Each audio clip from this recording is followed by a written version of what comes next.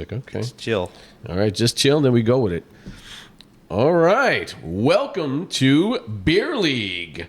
Hello, everybody out there in podcast land. And what's going on here, Greg? Yeah, here we go, guys. We're trying something new tonight. Oh, we are doing something new. We are going. We're outside the box right now, aren't we? We're thinking outside the box. We're trying something. We did try something. It didn't work well, but you know what? We called an audible. We feel like Aaron Rodgers right now calling an audible at the line. So we have a really awesome guest tonight. Awesome guest because it's my best friend in New York, Paulie Azzara. Hello, Paul. Give him claps. What's up, boys? There we go. Hey, Paul up in New York. Paulie up in New York. Oh, it's a New York episode, everybody. Yeah. Uh-oh. There we go. We're gonna get some people looking on this one here too. But hey, Paulie, thanks, man. Thanks for first of all trying to do what we did earlier today, trying to get ourselves together on the Zoom type call, and it fell apart. But we called the audible, and we got you on the phone right now. So hey, thanks, brother, for calling, man.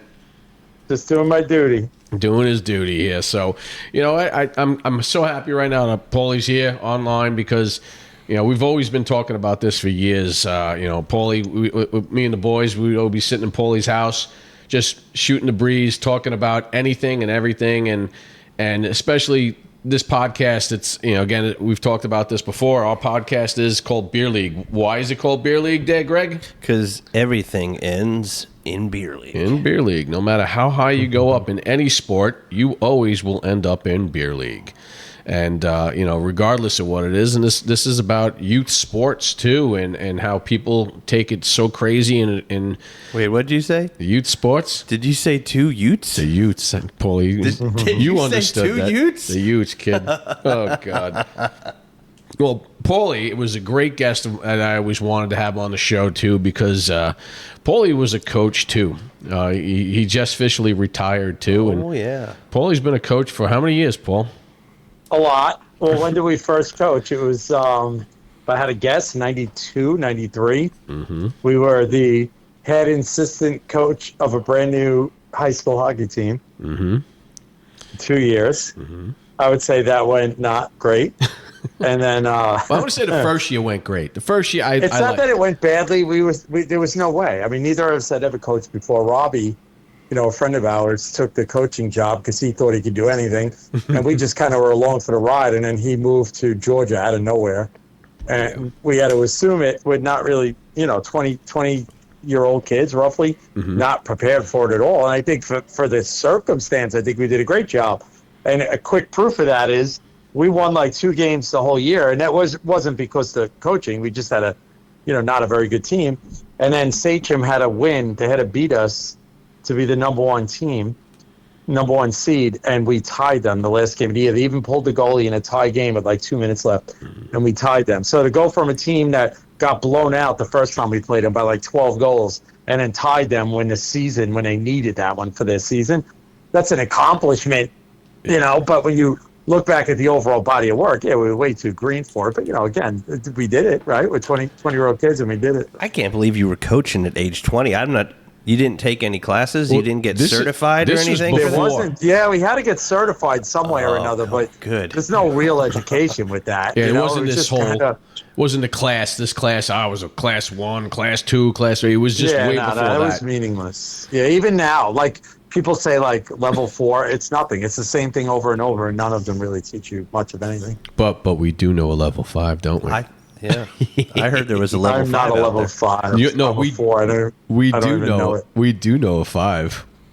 Yeah, it doesn't mean a damn thing. Exactly. Well, you do more homework. That's what that means. That guy was mean. I don't even think there's anything associated. Just a weekend away. I mean, I have friends that are level 5. They said it was fun because they had a couple of NHLers. They go for a weekend. They get a little more in depth, like they might go over like a power play system. But you can learn all that in 5 minutes on YouTube. That's not like it's not really helpful. I mean, I got to echo what Paulie was saying. I think that one game that we coached was probably our best and probably the taste to the first thing of how we really enjoyed coaching hockey. I know, and coaching in general. When you have a bunch of kids that it was almost like a movie, like the Mighty Ducks in a way, right, Paul? A little bit. It was. They couldn't skate. I mean, we had a goalie that we had, and I nicknamed him Puke. Paulie never played ice hockey before, if you remember. Yeah, he never did. Yeah, he never did. He was out there, and he ended up stopping some pucks out there, not because of me, because his kids was hardworking. And really this did. was a high school team you were coaching? Yeah, junior varsity. JV, and it was probably a great time, great experience, and it was great too because I was bartending at that time, and we would I would leave the work at like 3 a.m, and our practices were like 3:30, 4 o'clock in the morning. Yeah. In New York, early. that's the ice times that we had up there. Before the sun was up. Yeah. Good Lord. Yeah, it was crazy. Yeah. It was fun. Now, so you can attest to that, Paulie. That would probably be your main reason why you started to become a coach. Is that you think? Yeah, I don't know. I also the next time I coached was when my oldest son was like 4. We put him in soccer because isn't that like a rite of passage, or at least in New York, every kid goes into soccer first. Whoa, and Greg's a soccer coach too. Yeah, it's a good way to learn. Hey, let me tell you something. Let me tell you I something never about played. soccer. I know nothing about it. It cost $125 in Yeah, exactly, $2025, and it's the best return on investment you're going to get. Yes. So the only reason why I did it is because there were no coaches and they asked for volunteers. But I said I would be an assistant coach because I don't know the first thing about soccer. So some other guy stepped up who played, and he was the head coach, and everything was fine. I mean, they're 4. But the chaos, because I have a feeling you're going to want to touch on a little bit of the chaos, and I've been doing it steady since then and a lot. So I have a bunch of stories, but the first one is in that soccer. Everything was fine. And then there were going to be kids on your team that don't want to kick the ball. They're 4. And one grandfather was getting furious with his granddaughter for not kicking the ball. And the son-in-law, who's the girl's dad, who but I'm not going to mention names, lost it. And he went after him, like physically, and I had to stop him. So I had to stop a guy from the grandfather? Yeah. From beating up his father-in-law. And the guy wasn't wrong. I mean, he was wrong for physically going after him, but he wasn't wrong. The grandfather's like yelling at this 4-year-old girl for not kicking the ball. Crazy. Oh, that's awesome. That's a great start-off story, Paul. I mean, that's right there. Day one, man. Day one, you really got yourself involved. Oh, that's outstanding. So, all right, so you're doing soccer. Now your son's like, okay, I want to start playing hockey, Dad. Well, now let's roll back a little bit. Now, Paulie, me and Paulie, again, we've been best friends since almost 50 years, Paul, if you really think about it. Right? Yeah, 50 close. years. We were in the same kindergarten class together. Yeah. And that's what's great about sports, too, because, we've always played sports together. Growing up, we were on the same football team in little Central Suffolk football.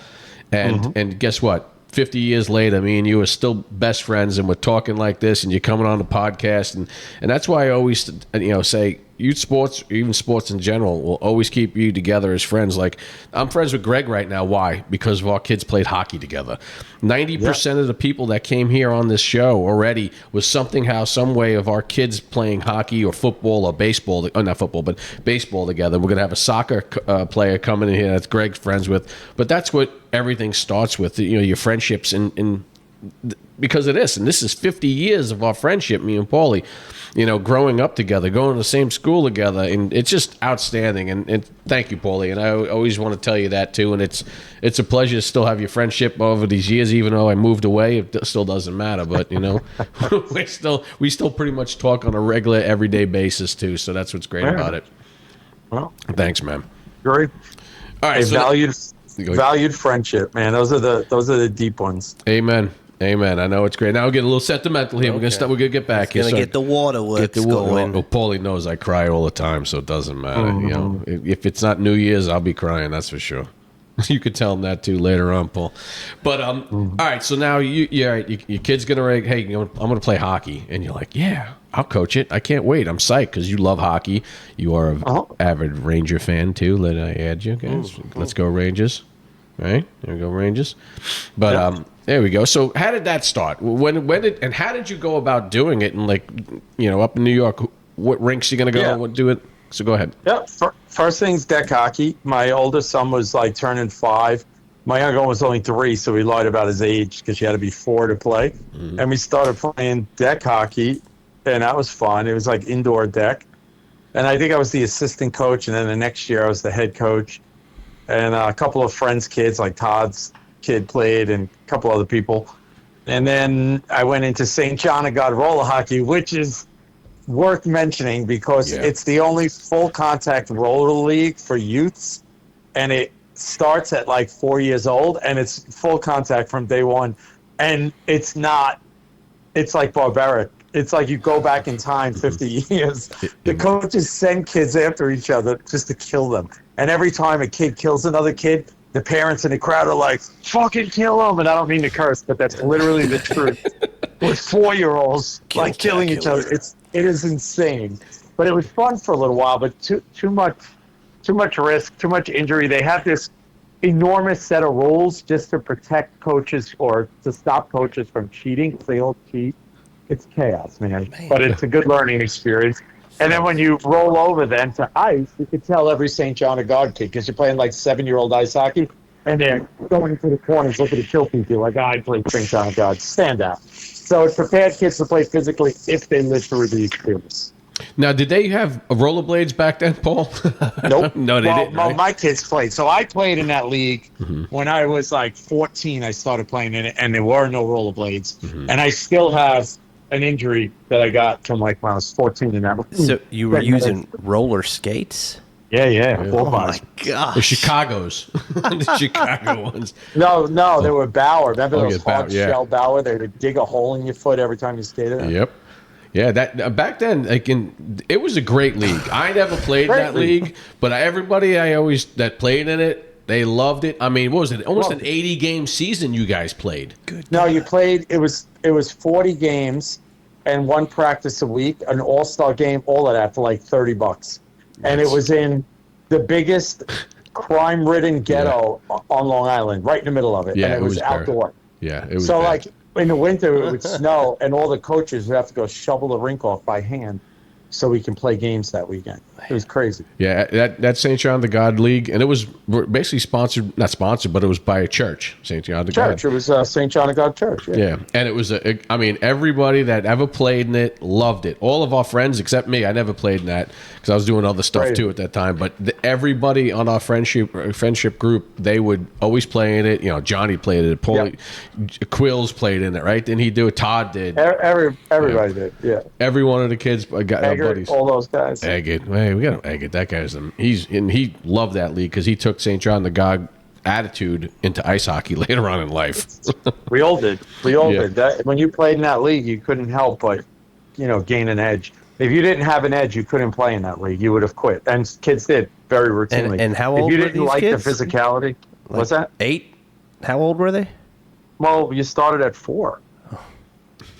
The roller skating. Yeah, roller skating. Roller skating, full contact sounds roller like, hockey at 4. There were kids that couldn't skate, because it'd be like derby. 4 to 6. Dude, it was like 4 to 6. You would have a 6-year-old that can fly, and you'd have a 4-year-old that couldn't even stand up, and they would just railroad. It was unbelievable. Yeah. That's so much fun. So when you coach it, it was actually hard to deal with because kids got hurt, and I hated it.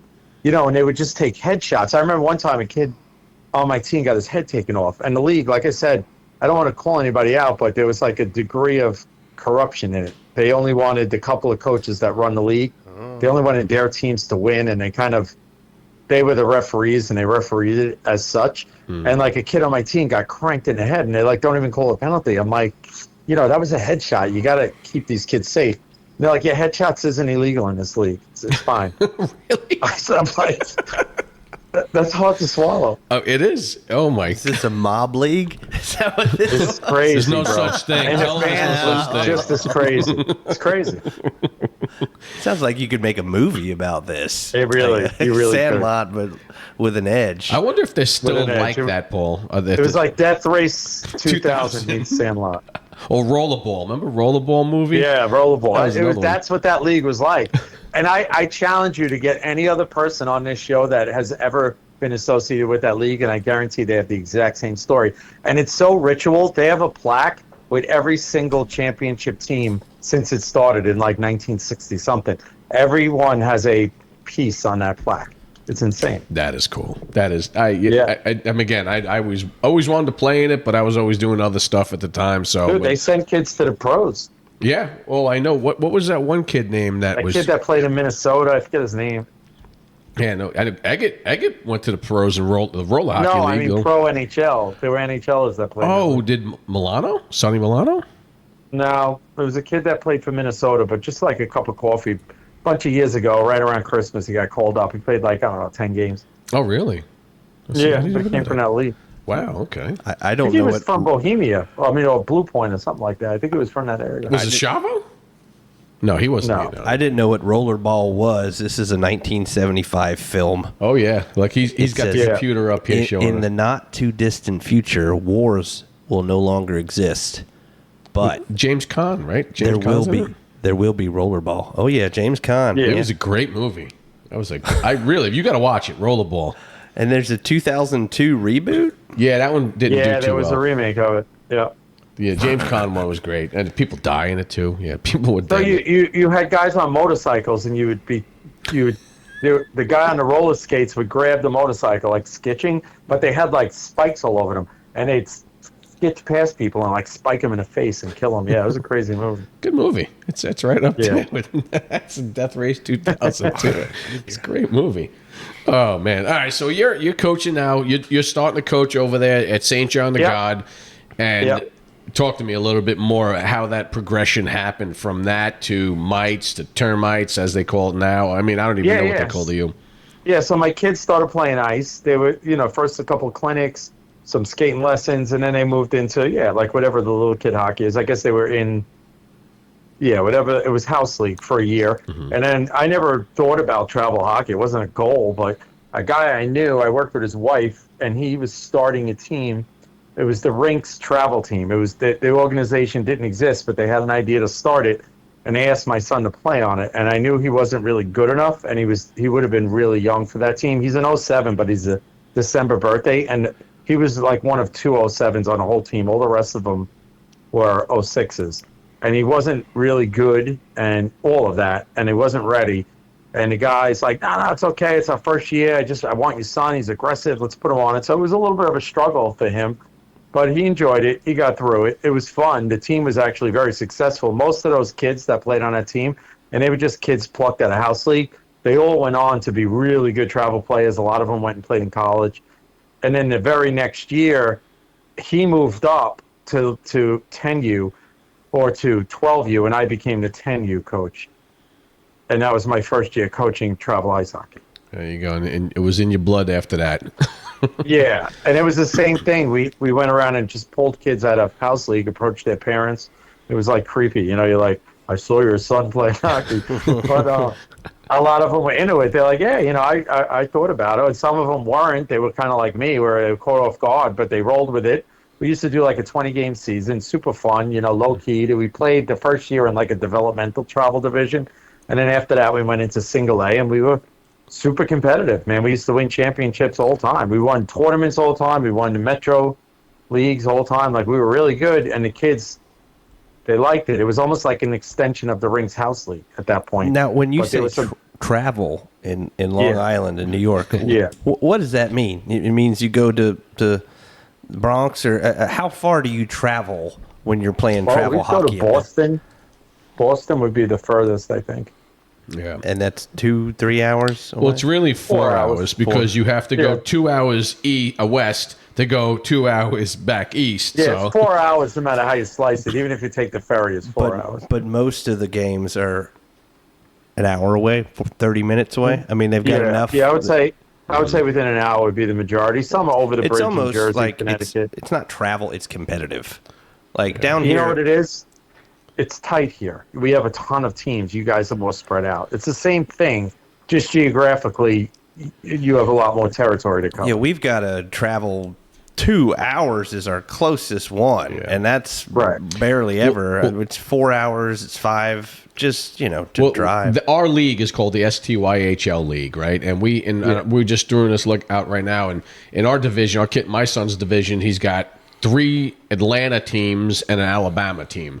his division in New York and Long Island, he would have a Suffolk County team, maybe 2 Suffolk County teams, maybe a Nassau team. They're like 5 Suffolk County teams, like 15 Nassau teams. 15 Nassau teams and some Queens teams, Brooklyn teams. Man, that's really nice. Yeah. It is nice. Believe me, it's like I remember when I told Paulie when I was like, "Hey, my son's going to play travel and we got to fly." He goes, "What the hell are you talking?" Yeah, we never flew once. Yeah, not once. I mean, it really is kind of weird how how it breaks it down. Again, I mean, it's a population.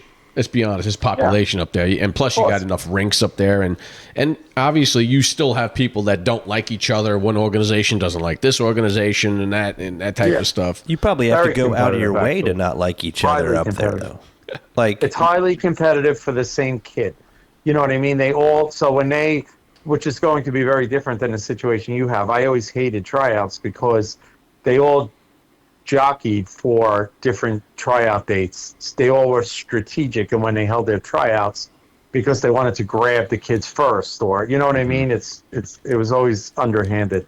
I hated that. Well, here they do it right. They go, okay, they do it pretty much the tryouts all the same week. All this pretty much the same time, maybe an hour here, an hour there. And you still have the crazies going, well, I'm going to try out for this one. If I don't make this, I'm going to try out for this one. You're like, dude, just pick an organization, stay with it. Pick an organization, stay with it. And, we've got 4. We got, really 3. 3.5. 3.5. So pick one. Yeah, exactly. Oh, you guys have, I mean, you got almost 100 organizations from Nassau to Suffolk County. That's just the second. No, not 100. They're probably somewhere between 15 and 20, though. No, you got more than that, don't you? Just in Long Island. No, that's just Long Island. That's about it. Oh, okay. All right. Well, what about Nassau? I mean, Queens. Would you have any Queens? Yeah, Queens has a few. Even Manhattan has a few. Yeah. And then once you go into it depends on what league you play in. So we played in Metro, which was obviously the Metro area. So you'd have a lot of Connecticut, Jersey. And then we played also in the LIAHL, which was almost all Long Island, like including Queens and Brooklyn. Mm-hmm. And then we played in the EJ, which is the East Coast Junior Elite League, whatever the hell it's called. Mm-hmm. And that was everywhere. And then you would do those, what they call them, showcases, which is you'd go for a weekend and you'd play like 4 teams. Mm-hmm. Yeah, it's like that's how they friendlies. Work they call them friendlies too. They're not friendlies though, because they were league games. They count. That's how you played league games because it was all over the East Coast, so you couldn't travel for just one game. Mm-hmm. So they'd bring everyone in for the weekend, and you'd play 4 games. So you get 4 games in, and you do that like 10 times. You know what I mean? It's your 40 games. Okay, that's cool. Oh man, so what was your So now you're in 10U right now with the kids. You started there. You progressed to 12U, 14U, 16U, and even 18U in those years. Yep. You have two years every time. If you got your 10, whatever, 10, 11, yep. 11, 12, 13, 14, yep. So that's pretty much, that's a lot of hockey, especially when you also got basically talked into doing that. You also coached high school hockey, too, for your local hockey team. So my wife started our local hockey team. So we had a team. Our high school had a team. This is the crazy stuff. Our high school's Pat Med. They were part of Sachem. Mm-hmm. Sachem is the largest district on Long Island.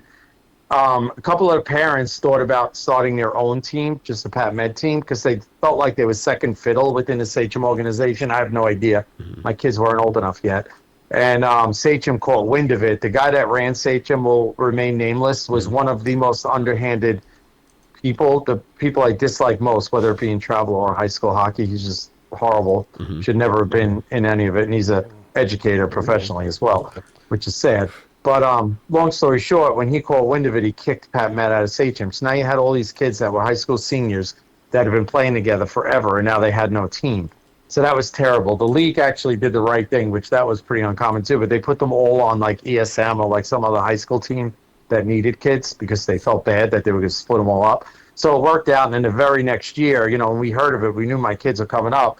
So we started the organization, which was an insane amount of work because you have to form an LLC. It's basically a not-for-profit company you have to form. Hey, we got one. You have to start from scratch. Oh, yeah. So you know. Yeah. So I basically ran the hockey operations and did all the coaching, and she ran all the business part of it.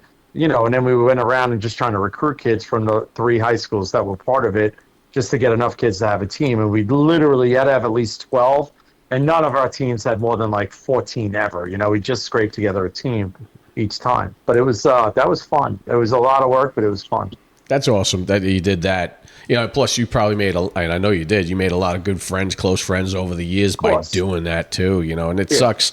Now. So what? Give me some other fun stuff that happened during those years. In those years, the 10, the 12, the 14. What was your most funnest year as a coach, and what was the most challenging year that you've had over those years? What year? What age group was it? I would say every one of them was super fun. There was not one that was challenging or anything but fun. They were all really, really fun. I love that. And it would be really hard to pick out one, to be honest with you, because they were all super fun. They all felt special. When they were ending, it was sad that they were ending, and all the parents were sad because it was always a great experience. I never was part of a team that had a negative experience. I've heard of that quite a bit. I was never part of one, thankfully. Every time it was nothing but a good experience, and I think everyone on those teams would attest to that. That's awesome. Yeah, dude, to say that, and over the years, you're an anomaly. I did it on purpose, dude. I hid in a bubble. Allison, I shouldn't mention names, but she runs the Rinks organization. She's an awesome human being.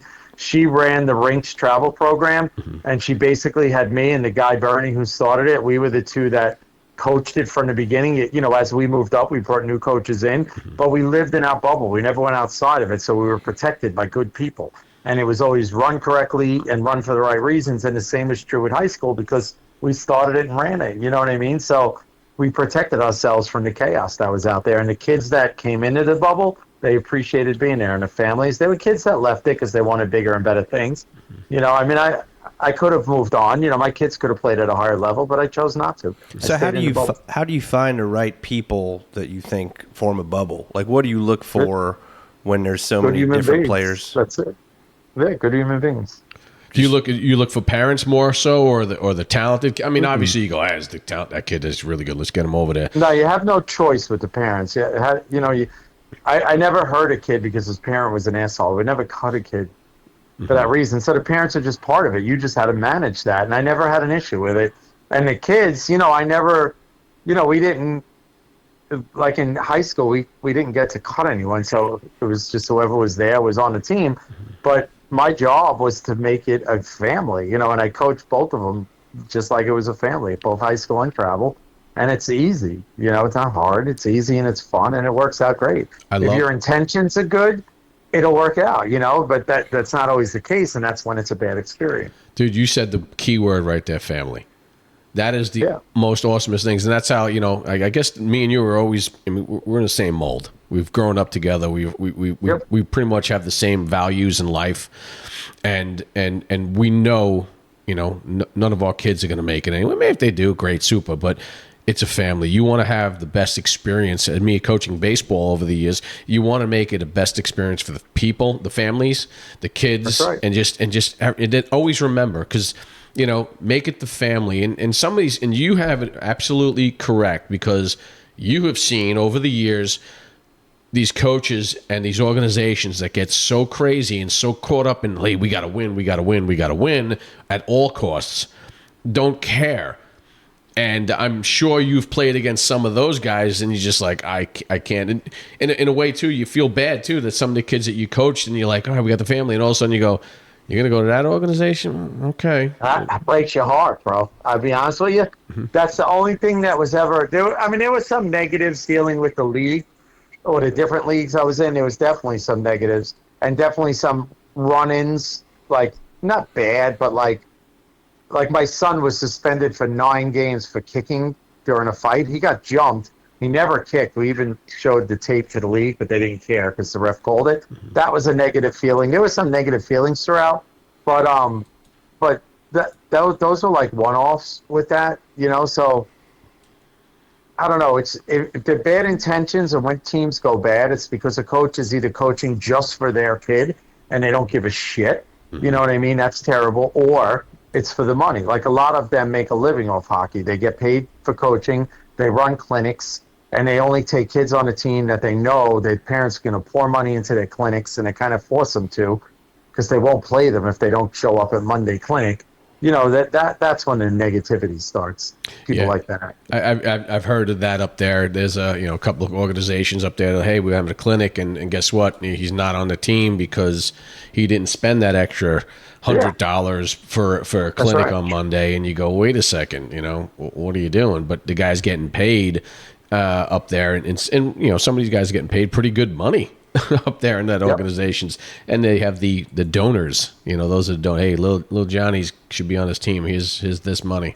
Oh God. Oh yeah, it's cutthroat up there. I know really cutthroat because they have what? How many? He's got it up here right now. All the tier 1 organizations up there. This is the AHF, Atlantic Hockey Federation. Okay. Yeah, we have a bunch. We don't have that many, but we have a bunch of tier 1s. Probably 5 or 6 on Long Island. Something like that.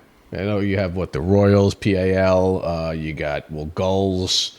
A couple other ones. Arrow's a very good organization now. They really rose up. Did they really? Tier 1. Okay. What about the Whalers? Yeah. Is the Whalers a tier 1 now? Yeah, they are now, that's I don't know exactly what they are. They started as a tier 3 extension of the Gulls. You can only have 2 teams. You can only have either a tier 1 or 2 or 1 and 3. A lot of organizations have 1 and 3. They just don't do it 2. I think the Gulls had 1 and 2, and they wanted to have a tier 3, and that's why they started the Whalers originally. But all those guys get in arguments with each other, and they break up, and so I don't know where they're at now. But yeah, it's funny. They do always cast off and try another. I'm gonna do another team myself, and those are always unsuccessful. Those are always unsuccessful because people think they're better than what they should be, and like you nailed it earlier. Daddy coaches always were like, oh, come on. If the guy wasn't legit, you go, hey, what are you doing here? Why are you having daddy coaches? Like the same in baseball. There's a time and a place where you got to cut ties and go, hey, if I'm spending this type of money, I don't want some guy coaching my kid, coaching the team that's his kid's on the team. I mean, you got to remember too. Everybody has a situation, and I'm going to reference something you said. And I'm not a podcast guy. I have to be honest with you. In general, or really overall, not in general. Because I always feel like people speak truth. They act like they're speaking truth, but they're not. They're selling something. You know what I mean? Mm-hmm. They have an agenda and they have a purpose to everything they're saying. And if you're close enough to the situation, a lot of times everything they're saying isn't really true or accurate, or at least not completely.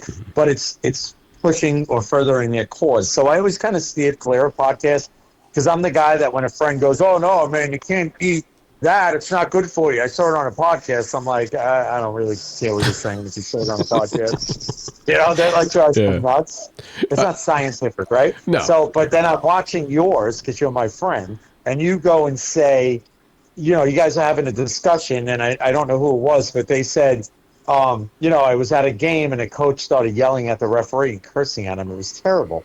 And you said, yeah, it is. But you don't know what happened to that coach that day. Give the guy a little bit of slack because you don't know what his day looked like. And that is an unbelievably truth thing that you said. Mm-hmm. And I don't think many people would say that, but it should be more recognized. Well, thanks, Paul. That's the compassionent side of you. That is very insightful. But it is true because you don't know. I mean, you sit there, you're playing games, and hey, guess what? I just lost my dog today, or something. Something That's really, right.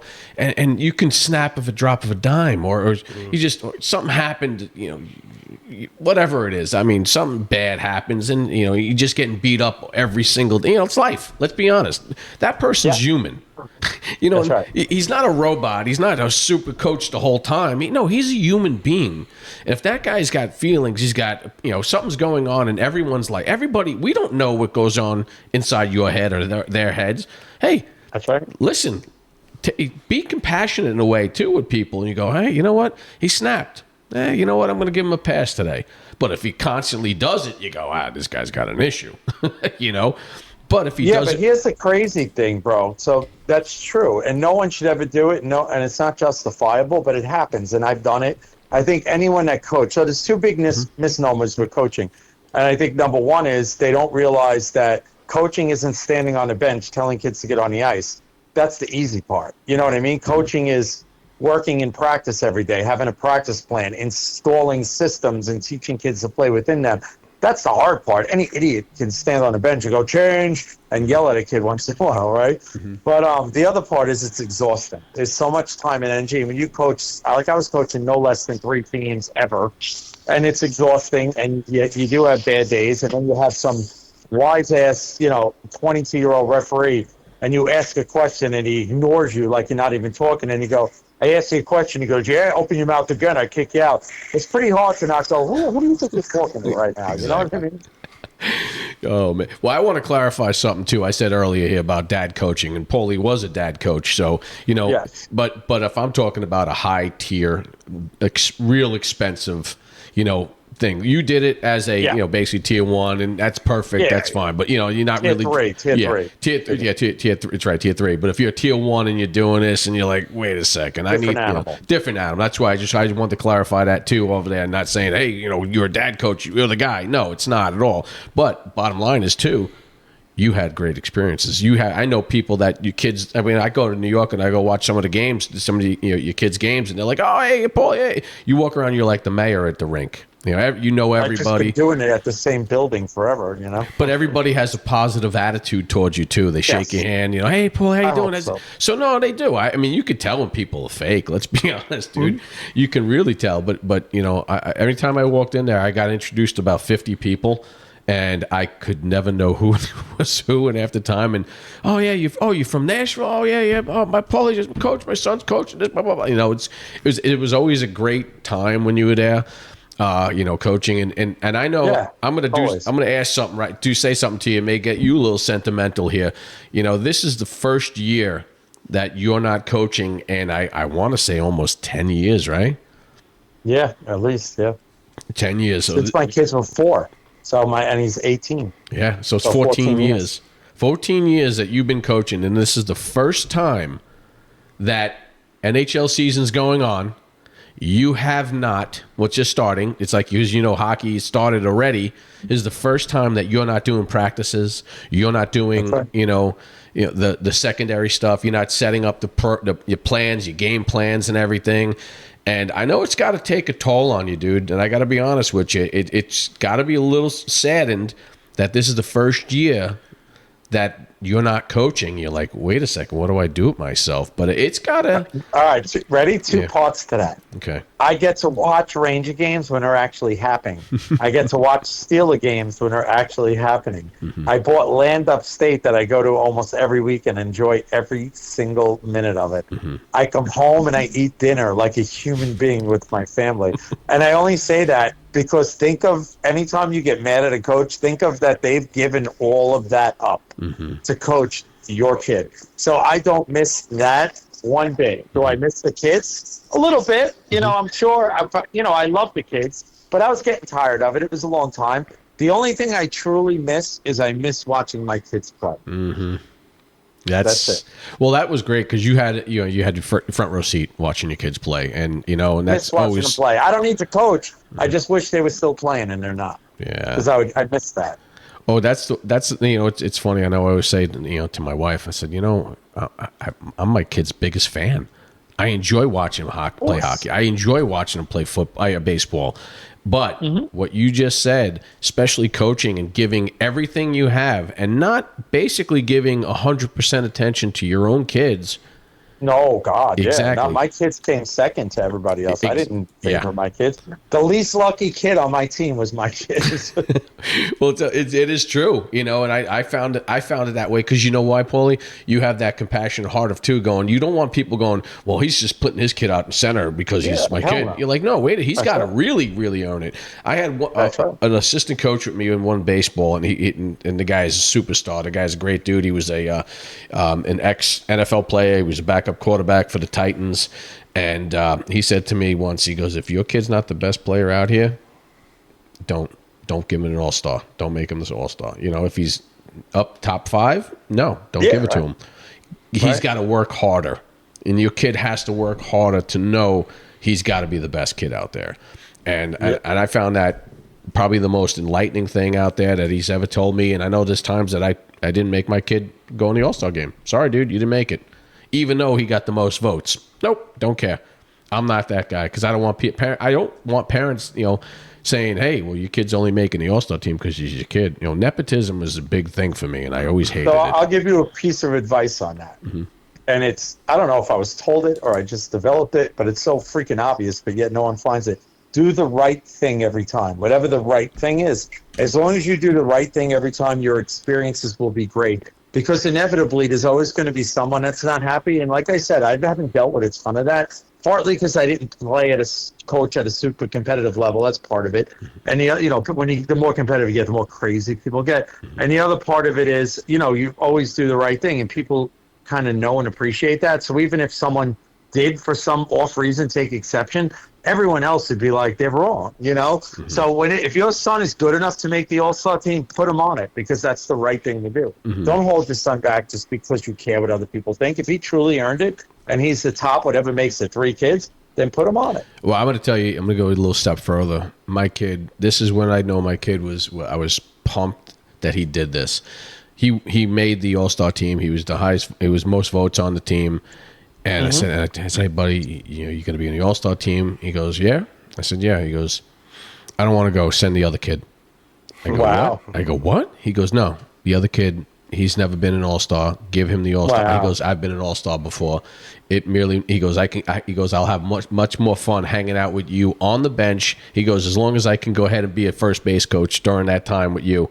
I'm like, absolutely, yes. Dude. That's my boy. Great dad. You just raised a good human being right there, bro. That kid, a tear came to my eye. I hugged him. I said, "I love you, kid. You're the best." And and I'm like, all right, man. When he said that to me, that was just outstanding. It was, and that was my last year coaching too. He goes, "No, he needs to go. He needs to go to the game, and that's it, Dad. He's the guy." I said, "Okay, dude, that's amazing. That's what it's all about, right there." So it was pretty cool. So you just jarred my memory. Okay, go ahead. Because you asked for the best moment I ever had in hockey. Ah, there it is. And my mind went to, like, I don't know, winning something, right? Mm-hmm. You're like, what do you think? But you know this very personally. A close friend of Seth and I, mm-hmm. His wife had breast cancer. And for a while, it was kind of scary. Like, mm-hmm. It was kind of severe. It was touch and go. Yeah. And her son played on my son's travel hockey team, who was a great kid. Mm-hmm. And that was the one coached by the guy Bernie, who was right above me. He was a great guy. And the kids went around and they collected money from everyone. And they went and bought pink hockey tape. And they taped their sticks with pink tape. And they wrote on the blade, "For Sue." Except for the kid that it was his mom. He wrote "For Mom." And they played the whole tournament for her. And they won the freaking championship. Oh, wow. And it was incredible. And then all the money they collected, they gave it to her in a gift card to buy a wig because she was losing her hair. Mm-hmm. Dude, you just told this. I have chills.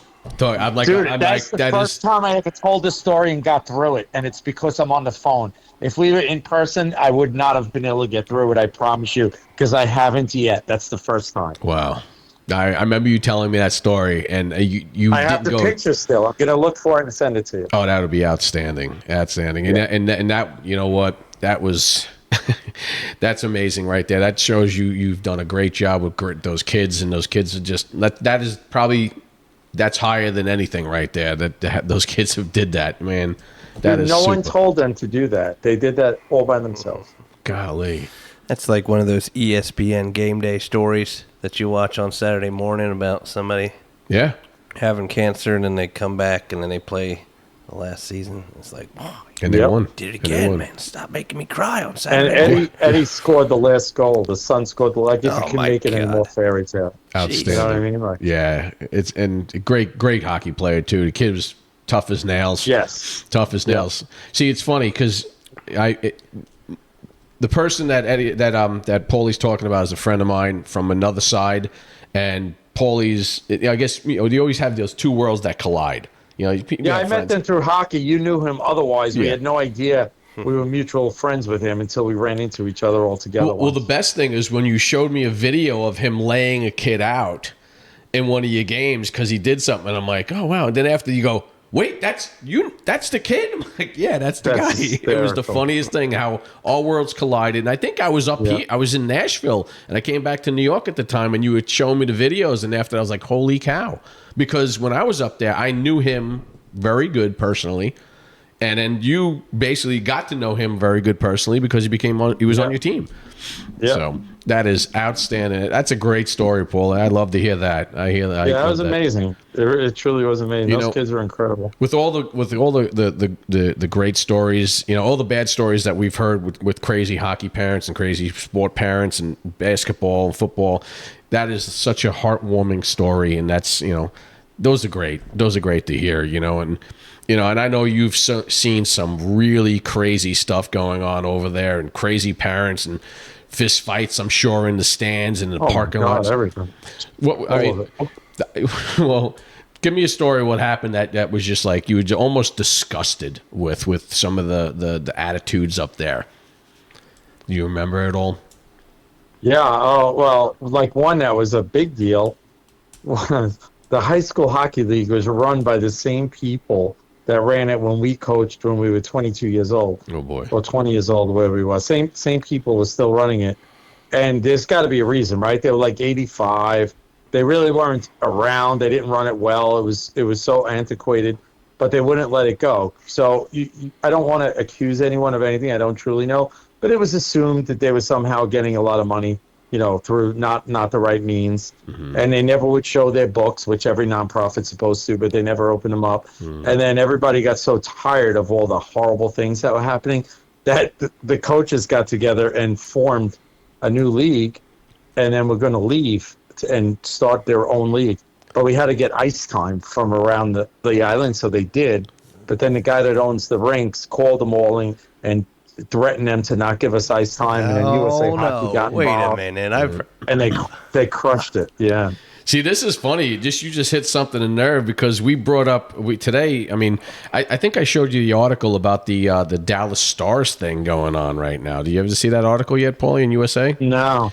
Go ahead, Greg. Talk a little bit about it. Well, this is an article that came out in August, and they talked about how there was a concerted effort by the Dallas Stars to get control of all of Dallas's rinks. And Dallas, I heard something like that. Dallas has a lot of rinks. They started, in the 90s when the North Stars came down there, and there was a few, and then Dallas got big and everything, and Texas is bigger. So then they have a ton of rinks, but systematically Dallas got in charge of all of these rinks. And then this story has caused a lot of, it's a kerfuffle, but basically the local organizations were getting crowded out. And some of the parents, were not happy with what was going on, and they were independent organizations, but the Stars got bigger and bigger.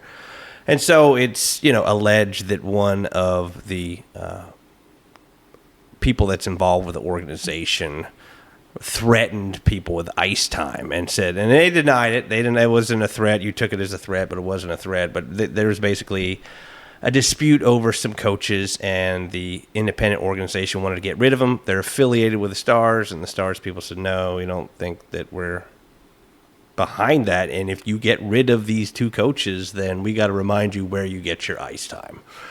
And so there's a whole bunch of people on either side, I guess. I don't know where the truth is in this article, but it's not a good look for the Stars. But essentially, no. It sounds very similar. Like that's the old play, but this is with a $2 billion organization that's basically crazy. Picking on some mom and pop type organizations. And so I don't know. That's the thing about hockey that's different with baseball. It's different with even football. It's definitely different with soccer because you can play soccer anywhere. You can't play hockey anywhere. You really have to have an infrastructure, and there has to be a group of people or municipality that is willing to allow people to play hockey. And so with that power, comes the opportunity for some abuse, I guess. Yeah. Well, I always said I thought the Stars did it right, though. Not to say in this situation, but the Stars did it right because when they first moved to Dallas, what did they do? They went out and they built rinks all over Dallas. They built like 8 or 9 rinks and smacked the Dallas Stars symbol right in the middle of it. basically trying to get grassroots in that area. And they gave all the rinks to the high school teams. And so the growth of hockey in Dallas started with them because they were pumping grassroots into the area when they first moved there. And not to mention, they did go to the Stanley Cup, and they won the Stanley Cup a couple years after. But I believe that was, I always said, that was a blueprint for some of these new teams to come in and just go into these cities and go ahead, put a whole bunch of rinks in there, smack the symbol on there, and go and get crazy. So like he's bringing it up right now, in the city of Dallas is how many you got rinks there? My gosh, there's like 10. It seems like 15, but this is a little chart from the article that shows how the Stars kind of took over each year that they grabbed them, and then there's a couple out west that I think are pretty new. But man, it'd be nice to have that many rinks. Jeez, I know. We got Paulie. We got in our area here. What do we got? 5, if that. 4.5. 4.5 hockey rinks. And your ice is still probably half the price of ours. What does it cost you for an hour of ice? Oh, I think it's really. I'm not really sure. I think it's almost. We're talking about $400 or $500 an hour now. Yeah, we're about. I don't even know. I think like $650, something like this. $625. That's a good question. That's crazy. Oh my God. Hey, all right, now Paul. Now, since you talked about some of this other stuff here with all this, that what just happened with you and the bad little experiences, I know we've always talked about a couple things too. I'm going to get to one other thing in a second, but you always told me, you're like, yeah, my kid can play AA, my kid can play AAA, and he could play AAA. He was very good, but you go, why? Because if he does play AAA, there's no reason for it. Hey, I'm going to drop $10,000 on AAA, and my kid's going to play third line or maybe the second line. He goes, that wasn't why. I don't feel my kid needed to play 70 games and travel all over the country and play 3 games, have 3 practices a week, and be in an environment of toxicity. And then he couldn't play anything else. It's high pressure, and too. they liked doing other things. So why would I do that? Yeah, and plus, not to mention, you coached. And you're spending time with your kid, and that's also another good thing is too. And it's less pressure. I didn't have to coach. It was just really I didn't want to put my kid in a situation that is not beneficial to his well-being. And most of those kids either burn out or, there's the random few that are crazy enough to stick with it. You know what I mean, and like it. But I think the majority of kids, it has a very negative effect on. You do. You think of that when they keep doing that because it's also, like you said, it's high pressure. And the parents are putting massive amounts of pressure. I know one thing is you never put pressure on your kids. Never put pressure. I would like to believe I didn't. Nah, but that's you not really true. didn't. But I learned to be better to my kids over time. Yeah. Well, that's I think everybody is. I know me personally. I'm a better parent of my kid now than I was when he first started playing hockey. Because you go, wait, get outside, shoot pucks. What are you doing? Get off the video games. And your kid, I always say, your kid will tell you what he wants to do without telling you. If he's outside, and I got to be honest with you, your son was always outside shooting pucks, dude. And I've always said that about them, and we've always talked about that too. Not my older one. No, my older one liked to skate around, and my little one liked to stick handle and shoot pucks. Yeah. And that's what they played like. Like my older one was always a good skater that ran around and caused chaos, and my little one was always a guy with great puck skills that can shoot. Yeah. Because they just enjoy doing that specific task, and it made them very good at it. But they did it themselves. You didn't really have to go get outside and do that. No, let's do that. No. I wouldn't. They wouldn't listen to me if I did. It wouldn't matter. Even even coaching, hey, get out there. No, I ain't doing it, Dad. Yeah, no screw way. you. But another thing I know we always talked about, and I know this is kind of a little goofy hot button for both of us here, this whole my hockey rankings thing. I always get a kick out of this thing, and people, we're ranked 20th. Oh my God, look at us, we're ranked 7th. Well, we're playing against the first ranked team. You're like, come on, man, come on. Yeah. What do you weigh with this my hockey rankings on it? Let the audience hear about this one. How you feel? I just sent you the picture. I'm going to send you a second one. Okay. I think it's completely inaccurate and stupid. The people that are making these ratings never even seen these teams play. How could you do that? And it's based on strength of schedule more than anything. So there's a new one that came out from Black Bear because all the people, Black Bear is like sort of the antithesis of USA Hockey. They don't like them. That they're trying to become bigger than them. It's some rich guy that's just buying up everything. Mm-hmm. And they started their own rankings because they were like, this is the dumbest ranking I've ever seen. And theirs supposedly is more record-based. but you're rating 1,000 youth teams at the same level across the country.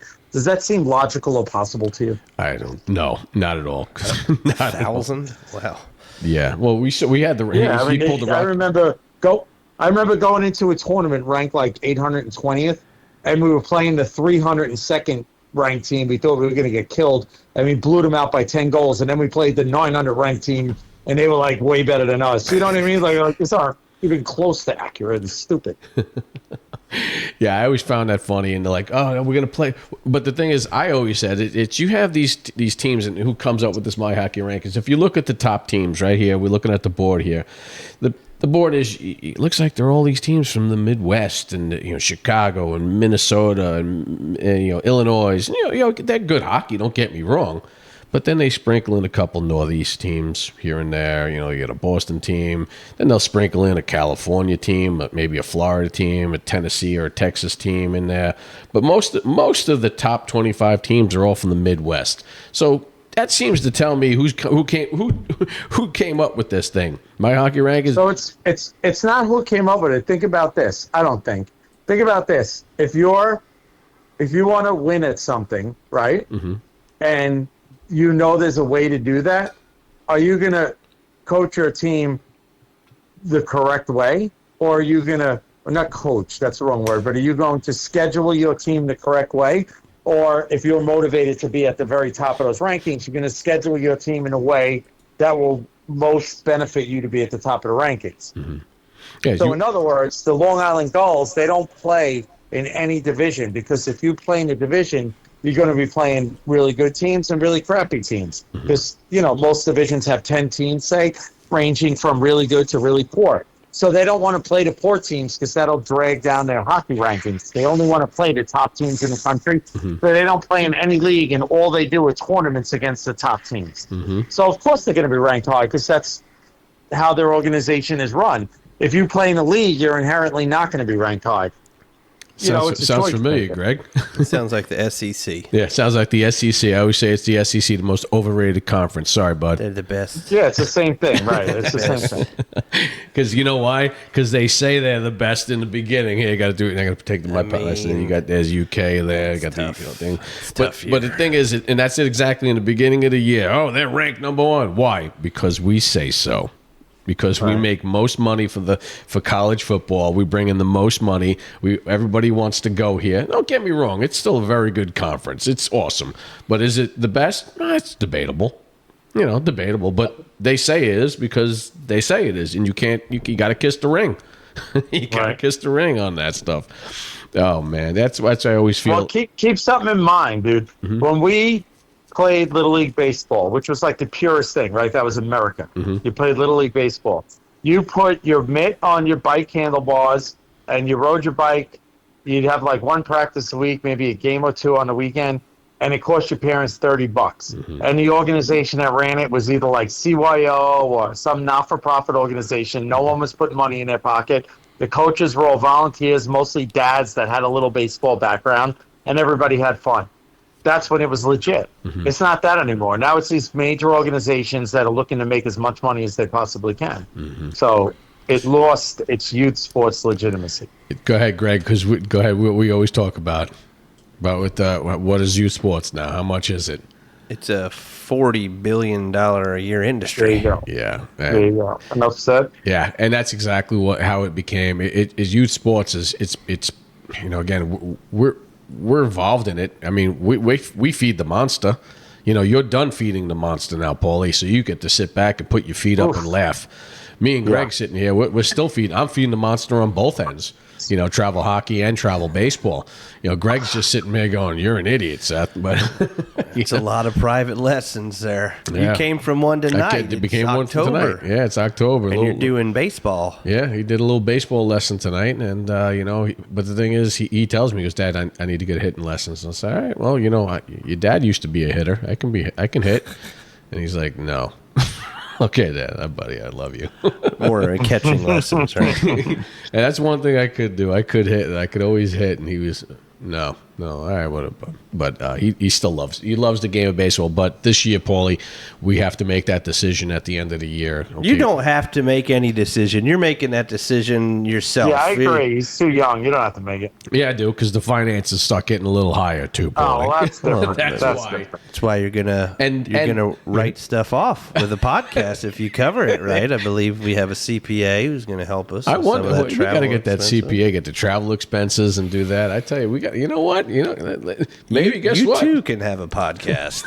That's how we're gonna combat the costs of youth sports. Two youth sports. Utes. Two Utes. You know what? I like that. That's a great idea. Paul, you should have did that years ago. We should have did it. You got to make an LLC, right? It's already done. It's already We got done. the LLC, baby. There we go. We're gonna get some merch. We're gonna send you some merch, Paul. You're gonna wear. Well, it wasn't hard for me to coach because think about it. I've coached for 14 years. You know how much money I made off that?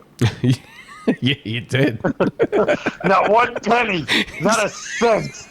I know. Hey, well, Cost me a lot. exactly. Shit tons of gas money and everything else. But And I meals. didn't make one penny. And meals outside, and gas money, and hotel rooms. Hotels, everything else. The play to stay is always the best one. You're Yeah. doing my tournament. You got to stay in this hotel. Yeah, but You got to stay in this one-star welfare hotel for $480 a night. Hey, Greg had a great experience 2 years ago, and he's like, I went down to someplace in Georgia. He was scared. Columbus, Georgia. Columbus, Georgia. Right on the border with Phoenix City, Alabama. Yeah. It was 5 hours from Nashville, and I said, I'm not going back. I'm not going back. But it turns out it's a mob city. So Phoenix, Alabama was the first Sin City. This is before Vegas was big. What? Yes, Wow. this is the original Sin City. And so what they did is they made the most of the border, and it's also on the edge of the time zone. So you got Eastern time in Georgia, and you got Central time in Alabama. You go across the river, and you're in different time zones. Then there's an Army base right there in Georgia, and it's a border town. So you've got like 3 different crazy combinations, and let me tell you, it's a wild place. I didn't even know it was a place, but those cottonmouths, man, they were good. They crushed everybody. Really? They didn't lose. I think they might have lost 1 game all season. Really? Right? But they've only got 1 team. Yeah. You know, that's the difference. Like the more rural you get, the stronger the team is because they've only got 1 team. In Long Island, there's 15 organizations and 300 teams. Yeah, a little watered down. It's interesting, but Is that you? You're off? it was crazy because Oh, he's off the line. You got to call you. we went down there and this guy we were getting warmed up I'm sorry, the person you are trying to reach he's has a calling me voicemail right box now. that has not been. and an ambulance came out on the ice like in the game right before ours. Really? And they took a kid off, and it was like, whoa. They drove it out on the ice. Wow. He ended up being okay, and I was shocked that the kids were like, not a big deal. There you go. Not a big deal. Not a big deal. And they went out and played their game, and it was fine. But the place where we played, the little Coliseum for Columbus, Georgia, has a minor league team in something called the Fed, Really? the Federal Hockey League, and it's the lowest Yeah. of the low. They're hoping to get to the Southern Professional League, but it was packed, and we thought about going to a game, and one of our guys did go to a game, and they were having a big time in Columbus, Georgia. That's probably the best big ticket in town. Yeah. And so they went and played 2/3. They got into the third period, and then somebody got into like a fight, and it started getting crazy, and then somebody got slammed and cross-checked into the boards and like started convulsing and having a seizure out on the ice. And then they just called it. And they're like, nah, we're done. Go We're home. like, Go back to your... I am not going back to Columbus, Georgia. I don't care. We're going to forfeit that weekend. That's crazy. Yeah. Hey, a good thing you called back, Paul. We got you back on the line here. There was a little technical difficulties that I happened think there. his phone ran out of battery. That's what I thought. I thought we were on the phone for a while. No, I hit the button on accident. Oh, man. Oh, Paulie. All right. So, listen, I just want to say a couple things now and thank you for everything. First of all, It's always a pleasure talking this type of stuff with you. You know, it's always been that. You know, we've talked for years and we bounced ideas, especially on the first day we were coaching together, and you know, back in Long Island, and you know, it was funny because I was more of the disciplinarian, right, Paul? Yes. That, I'm not at all that.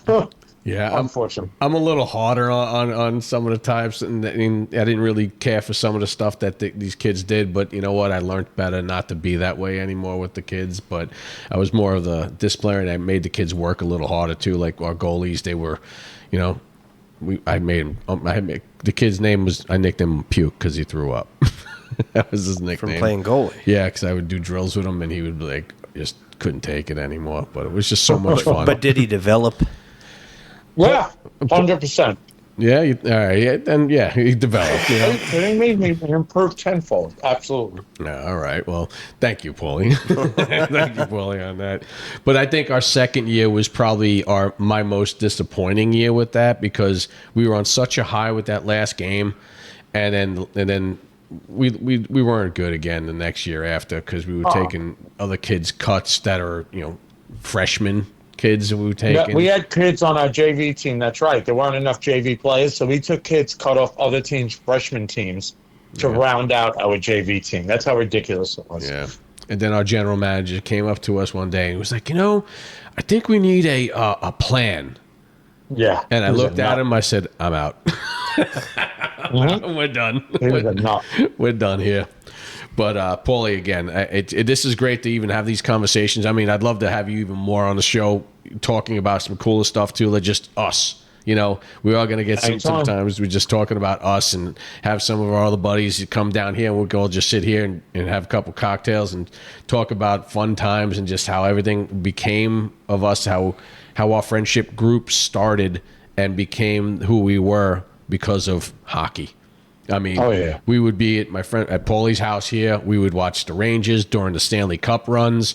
I mean, that was probably our best time in life, Paul. You know, I got to be honest, during that year. Well, my parents would go away a lot, remember? And we would all go to my house, and we'd sit around the table drinking until 4 o'clock in the morning arguing about hockey. Yeah. Well, Paul, literally arguing about the NHL. Well, I was telling Greg about you a little bit here. You know, I'm going to go to a different angle, too. Paulie was always a Ranger fan too with us. He was on this show. He called up the. Were you on the show, or you called up the show, The Big Whistle? No, I was on the show. You were on the show. The Big Whistle Hotline. Big Whistle Hotline. Old time. Old time. It was like a local channel. Big Whistle was the. He was always the announcer for the New York Rangers. He was a retired. Big Whistle was a retired referee. That was. I forget what he did commentating wise. Was it with the Rangers? Yeah, I can't even remember. But then he had this show as well. Yeah, Bill Chadwick, right? Bill Chadwick, Big Whistle, and he announced the Ranger games, and Paulie was on the show, and Paulie's favorite hockey player growing up was Mike Allison. That's right. Mike Allison. Grinder. 15-goal scoring grinder. Zero about him to like, except, you know, he was a grinder in a time when everyone was a grinder. I don't know why I liked him, but I did. Yeah. Well, I know another guy that used to like. I was telling Greg these type of hockey players, which they are non-existent anymore, because to me, hockey's a little different. I'm not going to bash it. I'm not going to praise it. But these players are so not here anymore. Owen Nolan was one of Paulie's favorite players. Loved him. You know, and the old. Go ahead, Greg. I told you the other one. Who'd you say? Owen Nolan. No, and Rick Tocchet. Oh yeah, I'm a big Rick Tocchet was my favorite hockey player ever. I really enjoyed him. I was a Flyers guy. But God, and he's still hanging around. Yeah, he's coaching and everything. He's coaching. Yeah. He's doing all right. Yeah, he's doing great. He's doing great. But yeah, so Paulie, we do this thing now. We do our when we come to the final hours here, final minutes. We do a get off our lawn. I think I was telling you about it. We do a little rant here of get off my lawn. And since you're the guest here on the get off my in the Get Off My Lawn studios at Beer League, we do a get off my lawn. So he'll say 2 names and which one and why. So the first one, you can't see it, but I'm going to tell you the guy's name is Dennis Potvin, you know? And then the other one would be Scott Stevens. Which one would you want off the lawn and why? Oof. They are. Dennis Potvin is a better, even though Scott Stevens is amazing, Dennis Potvin was a better overall player. he also captained 4 Stanley Cup championship teams, right? Mm-hmm. But he's an Islander, and I don't know if he actually hit his wife, but we chanted that he hit his wife, so I would have to kick him off the lawn just for that reason, even if it's not true. It had to come from somewhere. Exactly. He quit beating his wife. He did, well, it quit beating his it wife. was the greatest thing about it, and Paulie's going to say this too. They still do it at Ranger games. They do the whistle Every game. and people have no idea who Dennis Potvin is now because it's a different genre, a different age group, and they're like, the whistle go dun dun dun dun dun dun dun dun. Potvin sucks. Everyone screams. And then the other one was at least 10 times a Ranger game that will happen. Yep. That and I think this one hasn't, like when you said beating his wife, there was that song, Beat Your Wife, Potvin, Beat That's Your right. Wife. We used to chant that. Yep, that's another one, but we don't know exactly, like you said. It's alleged. Allegedly. I don't believe it. All right, the second question here, Paulie, because you are a Steeler fan, so we're going to throw this one out. Myles Garrett or Vontaze Burfict? TJ Watt. TJ, no, we didn't go. No, he said Vontaze Burfict. Which one? Is Vontaze Burfict is a criminal. Of course I'm going Myles Garrett. You want Vontaze off the lawn, right? You keep... He is a criminal, literally. It was funny. I was telling Greg about it. I said he's a big Steeler fan, and I know Vontaze Burfict just basically made, what do you call it? Antonio Brown now. That is just out of his mind. Yeah.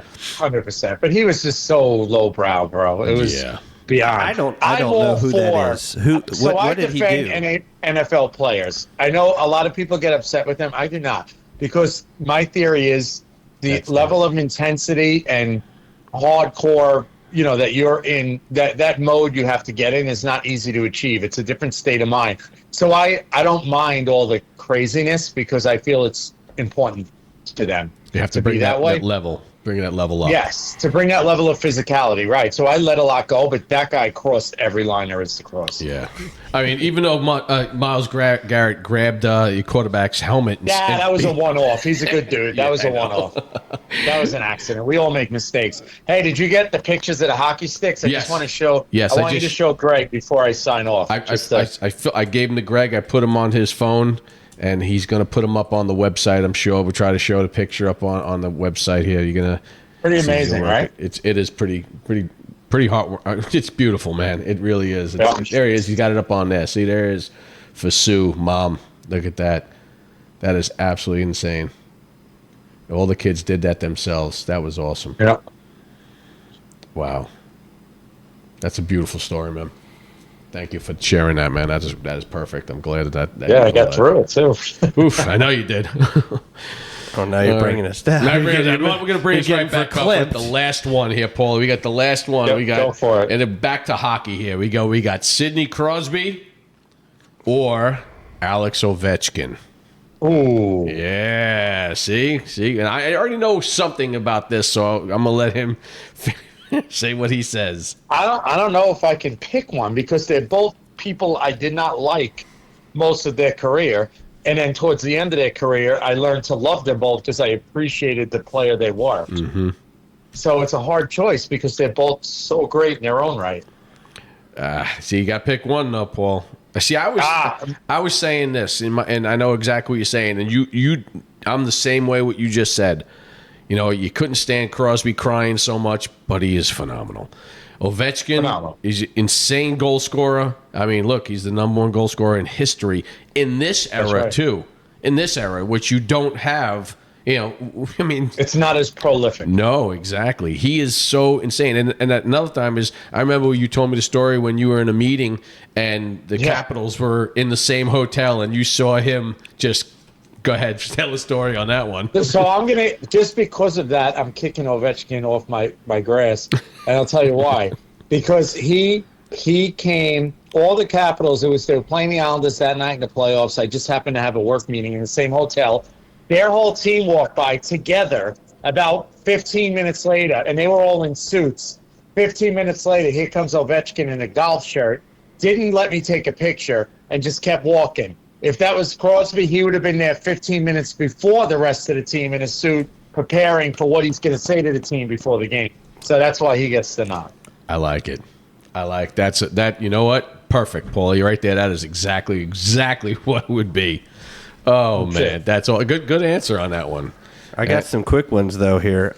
This is just to finish up for New York people. Like, this is a lightning rant, so I just want to know what you think. Let's go. Mike Sullivan, what's the deal?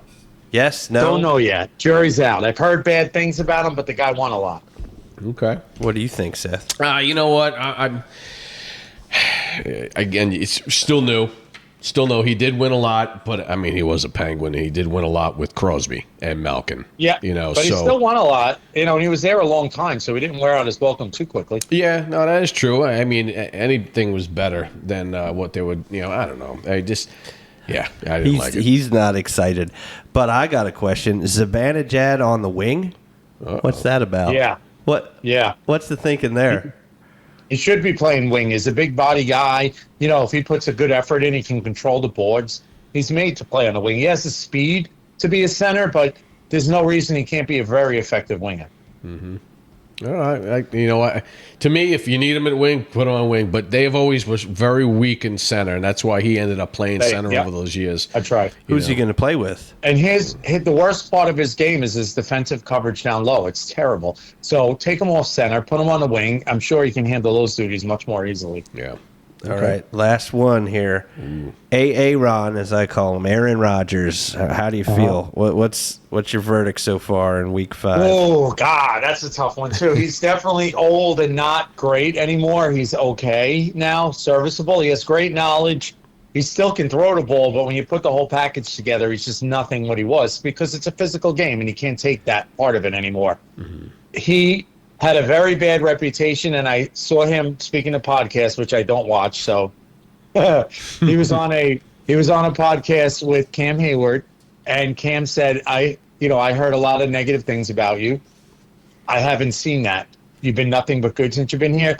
And he goes, and I want to apologize for you because if you remember, before he came over, Cam went in the media and said he didn't sign up yet. He don't want to be a Steeler. We don't want him. And Aaron Rodgers, Cam said, I apologize because now I know the reason why you didn't give the Steelers an answer is because you had so many personal problems. And he explained, there was something going on in my family, only my inner family knew about. I wasn't going to go in the media and talk about it. I just said I had personal issues, and until they're sorted out, I can't make a football decision. And Cam said, now that I know that, I'm so sorry. He goes, no, don't be sorry because you did the right thing. You acted like a leader. You told me to go to hell because I didn't commit to the Steelers right away. As you should have. He goes, right then and there, I knew I wanted to be a Steeler because they had the right leadership in place. That impressed the hell out of me. Nice. That's pretty cool. I like that one. That's pretty cool, right? You got to give Aaron credit for that. He didn't get mad at him. He said, that's a great leader. He should be mad at me because he don't fully understand my situation, and I want to play on that team. I love that. He's got some music here. You know what this music's about, Paulie? It's my rants. I usually come off with some rants here, and I got a couple of good ones over the last couple podcasts. This one here is a little different rant that I have. This is the rant that, Paulie's probably he's gonna notice it, but he's not gonna notice it. This rant is about the Ryder Cup this year, the golf outing Ryder Cup. I've Long Island. Long Island. So it is exactly what it comes down to. I know, people gives it the bad name that we sat there and a lot of the guys from New York were cursing out the Europeans about you suck and you're this and how they didn't take it. You know what? It is New York, right? If your team is not winning, guess what you're going to do? You're going to rip the other team. You're going to blast them. Don't care. I don't care. I mean, did it take a little high? So what? Happy Gilmore just came out. Happy Gilmore, everyone loves Happy Gilmore because they're screaming and yelling and hooting and hollering. Golf, not the same old thing.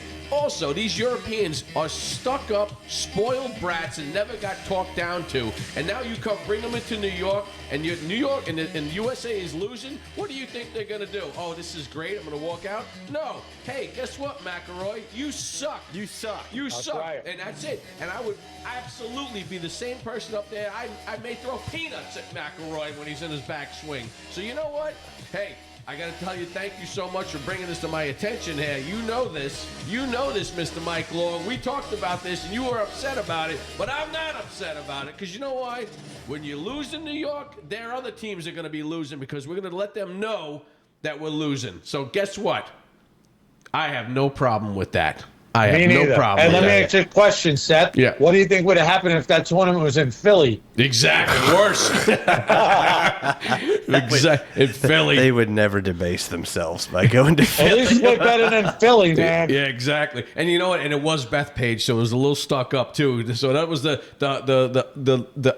upper of the of the Long Islanders up there too. Yeah. But hey, Paulie, I want to say first of all, I got to throw one more thing out of you. So we're in the Get Off My Lawn Studios, and Greg hates when I talk about this all the time. Get Off My Lawn Studios is in Greg's garage right now, and this house, he bought this house from who there, Greg? Well, it's Kevin Dyson's Remember house. Kevin It's- Dyson, the football player? Yeah, of course. Foot- Music City Miracle. Yep, and also he gets real mad at me on this one too when I say, "Hey, if you really have to go to," he's got the picture of Kevin Dyson up in there. Yeah. He's on there. You'll see it. You got to show him respect. Got to show him respect. Kevin Dyson will always be here. And the thing is that sometimes if you want to go use the bathroom and you go and you just reach and you're a yard short. The reason why is because he was the guy that dove and wasn't a yard short. So if you missed the handle for a yard, that's reason why. And we wonder why he won't come on the show. Yeah, we're gonna get him though, because he was Coral's principal. Still waiting on Yeah, that. he one, just Cora. stepped down as the principal to open his own Come place on, up. Coco. There we go. We're gonna have to get him again. Well, Paulie, again, I want to say thank you so much for calling in and dealing with Dude, our my pleasure, technical boys. dudes. Thank you, man. I love you. Yep, thank you for having me. I can't wait to see you again, and I'll let you know, and can't wait till you come down here again so you can sit down live at the Get Off My Lawn Studios and Beer League and enjoy this, and we'll get you some merch and so you can wear it around here and proudly represent here. So thanks again for everything, Paulie. I love you. Give the love to everyone up there. Greg, thank you. It's always a pleasure for taking care of everything and hitting all these buttons and getting this whole thing going. And again, this wouldn't be done without you too, Greg. And I want to say thank you. That drive up to St. Louis was probably the most memorable drive because that's why we're sitting I'm here. never going back to St. Louis. But we got a podcast. There we go, brother. Well, thank you guys very much. I appreciate it. Excellent job. Love you all, guys. And let's just have fun. Take care. Peace. All right, good night.